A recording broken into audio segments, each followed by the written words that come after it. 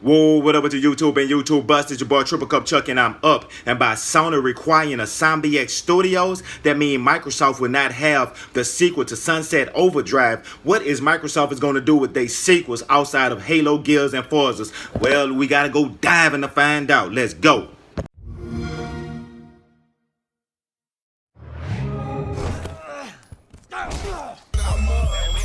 Double cup, feel it right. Told Chuck, I feel like every night is all night. I'm up.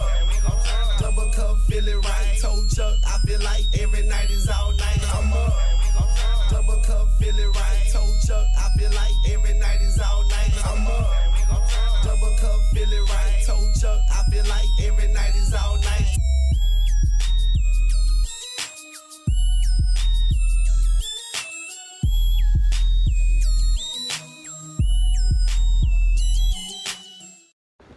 Let's start this video off by connecting the dots.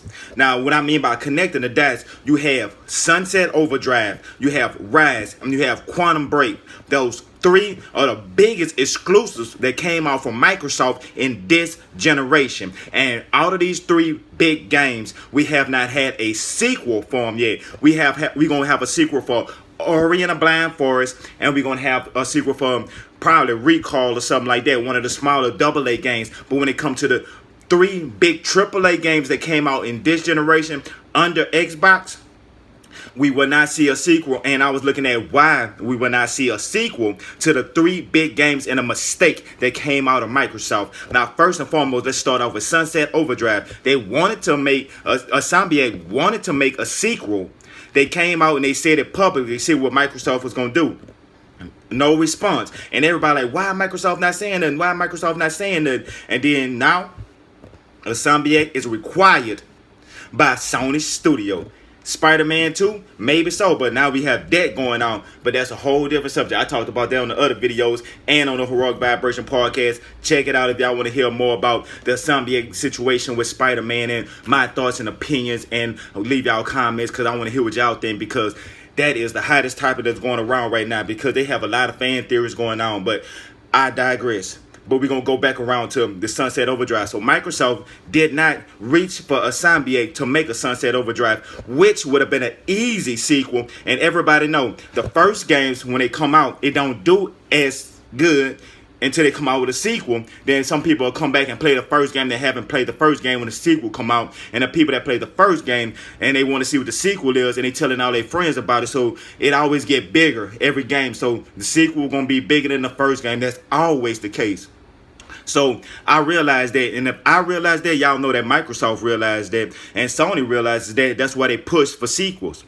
Now, what I was thinking, like, okay, if Microsoft realized that when they came across with Rise, Son of Rome, and with the Crytek engine, and then by that being bought out and stuff like that, and they own the title Rise, and why they have not put out a Rise 2. And I was like, damn, now you have Quantum Break, and in Remedy, they working on a game called Control, pretty much using the same engine, so they said they could pump games out faster. So why we wasn't able to get a Quantum Break 2, even though that it was a success and it sold a lot? But I know they put a lot into this game, and it took a long time to make. That was the first one. So now they laid the groundwork. So it shouldn't take them no more than 2 years or maybe 3 years to put out a sequel for that. And it's going to be a success. And the people that direct and acted in this game wanted to come back and do it. But why Microsoft did not want to? They didn't want to give the fans what they wanted, sequels. Now, I'm not Chicken Little.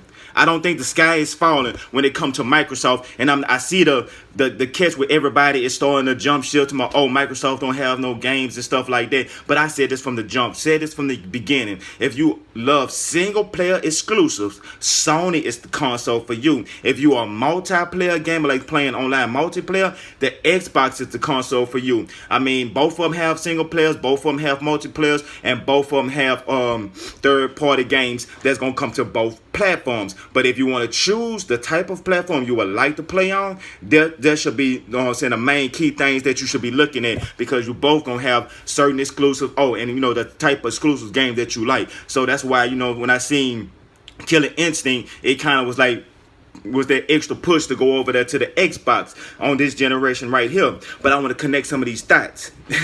Yeah, I'm gonna call them dots. Y'all know about that joke. If y'all don't know that, y'all I'm gonna leave that alone because you got different stuff. But anyway, check this out. So what I mean by connecting the dots, one thing I noticed in common and what Microsoft been doing and they've been talking about. So it's don't take a rocket scientist to figure this out. So everybody just hollering about Microsoft don't have exclusive, they don't care about their IPs, they went and done them and they don't want to come back to them. Why they don't have faith in their IPs? That's because, think about it, what all three of those games had in common. Everybody, nobody, anybody got anything to say? Any comments gonna go down there? What you think? What? And it's simple. They all are third party. I mean, think about it. Microsoft is building their own first party studios. And you hearing more and more are being announced. Some of them they're requiring. So now, think about it. The games that's guaranteed to have sequels, what they have in common. Let's go ahead and name it. Halo, Gears, and Forza. That brought some heat to my head. Check it out. Halo, Gears, and Forza. What they have in common, the same thing that Sunset Overdrive, Rise, and Quantum Break have in common. But the opposite.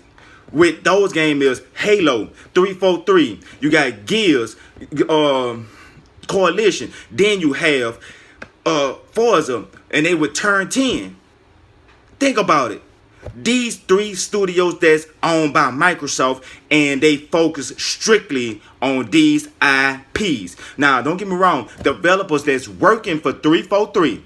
I know people talking about why 343 only make Halo games, why 343 only make Halo games, and saying with Forza, and they talk back and forth. But Microsoft already let people know if they don't want to work on this game here, they easily can move to other studios. The actual developer, the actual person that might get burnt out on making Halo, but the corporation that's designed strictly for Halo, that would never get burnt out on Halo. And the people that's working there for 343, the reason why they're there because they have a passion for Halo, and if they would like to go work on other projects, now it's easily to be shuffled around because it's all in-house studios. That's why Microsoft is trying to build up their own studios, and once they have their own studios, now you can see sequels. Now we might not see a sequel to Sunset Overdrive, we might not see a sequel to Rise, and we might not see a sequel to Quantum Break, but I can guarantee when this next generation come out, we're going to have 3 more AAA games that's going to have sequels because they're going to be in-house studios, and some of these studios is going to be dedicated to certain games. Now, the people that work for these companies, they might not be strictly dedicated to making Forza. They could take, okay, I've been making Forza for the last such and such amount of years, and they want to go over and go over to another developer that's under Microsoft. They could be easily moved around, and they could imply the stuff that they was using in Forza to use some of the mechanics to do for the helping on the car mechanics, and then by these all being in-house studios, they able to share technology. Now, as in putting the water physics in one game and then turn around and back it and put it in another game, that can make this extra game be done a lot faster because the physics is already done. And by the physics is already done, they could easily take it and just transport it over to another game, which means they can pump the game out faster because everything in-house. You ain't got to worry about when you make one game and then they do you get a number like Scalebound. Situation like that. That's another game. See, think about it. Everything that Microsoft was going through this generation was a hardcore learning experience about how to have your own studios to own your own properties and be able to put your own stamp on it. So when you're ready to drop a sequel, you could drop a sequel. You ain't got to renegotiate a deal. You ain't got to say, okay, we got to pay y'all this amount of money. When y'all get this, y'all got to hit these quotas. We got to keep chasing behind y'all. We got to keep an eye on y'all, because if we don't keep an eye on y'all, it's going to be another incidents where you go 6 months, then you go back to check on them, and all of a sudden the progress became digress, and where they going backwards. They digress. So once you see that, you're like, okay, well, I got to pull the funds out. Now you got everybody that's a fan that was anticipating this game mad at you because you pulled out of this game because the game was moving backwards. Who want to put money for a person to build a game that's been what is it called? Who it was? Joe Budden? John Budden? Whoever that move was when he was older and got younger. Who want to put money toward a game that was instead of getting better, is actually getting worse and being worse of shape? Who want to do that? You can't. So Microsoft getting their own in-house studio. So if they take something and they making it and it's not working, they could take those same assets and break it up and add it to other games that could use these things. So now this game here won't be a total waste. At least they was able to work on some new assets to put into some physics or anything or different ideas to put in other games. That's why I think that Microsoft is actually just taking their time to require more studios and announcing it. So when people hear these studio names, this is just step one to when they announce their next IPs. Now when they announce their next IPs, they gonna put a roadmap to let people know that these IPs are not one and done. These are the IPs you can actually get immersed into, because you won't feel like you just stuck out and left on a cliffhanger, because we will have sequels for these. They will assure us of these things. So now they trying to build up, so you got to start from the ground, and that's what they're doing, and that's by requiring studios instead of focusing their time on paying Insomniac to make a Sunset Overdrive 2 that would have came to the Xbox, and maybe would have been a good seller, maybe wouldn't, but then that would have been it, because now Insomniac still would have been bought out by PlayStation.